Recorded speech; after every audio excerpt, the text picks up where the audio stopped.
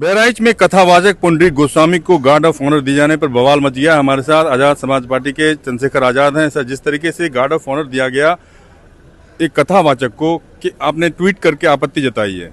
देखिए, मैं संविधान को मानने वाला व्यक्ति और संविधान के विरुद्ध में, नियम कानून के विरुद्ध में कुछ भी होगा तो मेरी आपत्ति जरूरी है। उस मामले पे कोई एक शब्द नहीं बोल रहा था, शायद धार्मिक कारण रहे हों, लेकिन मैं मानता हूं कि धर्म जो है संविधान से बढ़ के नहीं हो सकता, कानून से ऊपर नहीं हो सकता। मैंने जो सवाल उठाए सरकार उसका जवाब दे, और मुझे इस बात पे खुशी है कि डीजीपी उत्तर प्रदेश ने उसका संज्ञान लेके और उसमें जांच जो है करने की बात की गई है, उनको नोटिस भेजा गया है।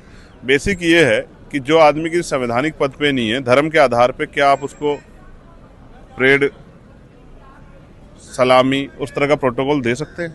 इसका जवाब जो है गार्ड ऑफ ऑनर उनको क्यों दिया गया, इसका जवाब उत्तर प्रदेश पुलिस को, सरकार को देना है। क्या ये सरकार की मर्जी से हुआ है, डीजीपी की मर्जी से हुआ है, या फिर ये भूलवश हुआ है, या फिर किसी आदमी के व्यक्तिगत सम्मान या व्यक्तिगत जो है हितों या उसकी व्यक्तिगत इच्छा के कारण हुआ है? तो कोई कानून से बढ़कर कैसे हो सकता है, संविधान के बढ़कर कैसे हो सकता है? इसका जवाब उत्तर प्रदेश पुलिस को देना।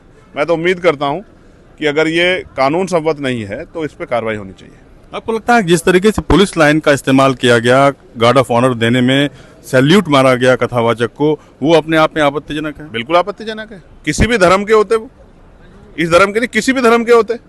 आप ये समझिए, जो व्यक्ति संवैधानिक पद पे नहीं, उनको गार्ड ऑफ ऑनर का अपमान है। ये गार्ड ऑफ ऑनर किसको दिया जाता है? क्या ये एसएसपी भूल गए? क्या डीजीपी उत्तर प्रदेश या मुख्यमंत्री जी भूल गए किसको दिया था? क्या आप इसकी मजाक बना रहे हो? ये जो सम्मान है, इसकी रिस्पेक्ट है, उसको आप इतना कमजोर कर दोगे, हर आदमी के आगे नतमस्तक मिलोगे, ये ठीक नहीं है।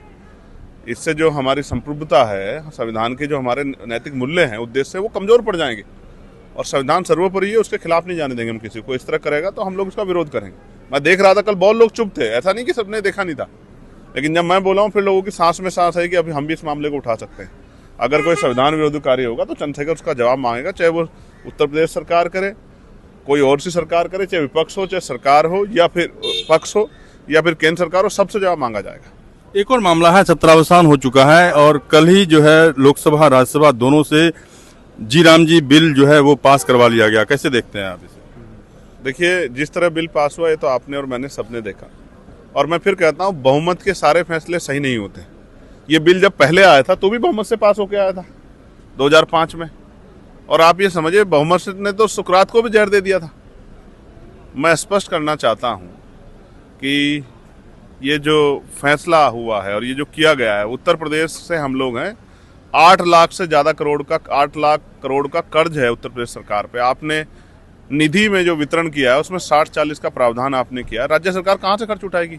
4.5 करोड़ से ज़्यादा नाम कट चुके हैं अभी तक जो जॉब कार्ड बनते हैं मनरेगा के, उनमें तो सरकार, मुझे तो ऐसा लगता है सरकार इस योजना को खत्म करना चाहती है दूसरे रास्ते से। आपने जो केंद्र का शेयर कम किया है, इसलिए मैं तो कहता हूँ 300 दिन रोजगार दो। कौन मना कर रहा है? जिन पर रोजगार नहीं उनको रोजगार दो। और मेरी तो मांग है कम से कम न्यूनतम जो मजदूरी हो 500 रुपये होनी चाहिए। क्या आप ये 232 क्या ये 232 या 235 या 240 क्या सम्मानीय मजदूरी है? नहीं, बिल्कुल नहीं है, नहीं आता है। 2 लीटर पेट्रोल मिलता है। अब स्थिति ये है तो पूरे दिन की जो वो है, बायोमेट्रिक करा रहे, पूरे दिन काम ले रहे, तो मेरा ये मानना है कि कम से कम 500 रुपये होना चाहिए। होना तो चाहिए कि न्यूनतम वेजेस से उसको जोड़ा जाए। मैंने ये मांग की थी। धन्यवाद। हमसे बातचीत की रमन कुमार, दिल्ली न्यूज़ 24।